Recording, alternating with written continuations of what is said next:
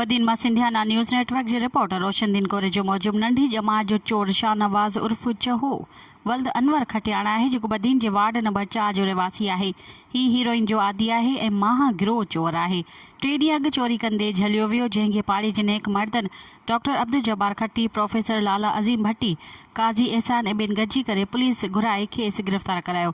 Doctor Abdul Jabbar ॿुधायो त असांजे घर जी छित ते चढ़ी सरियो ऐं वाश बेसन, शैंक, नलका, टूटियूं ऐं ॿिया काफ़ी मटीरियल पियल हो जेको जवाबदार चोरी करे खणी वियो आहे।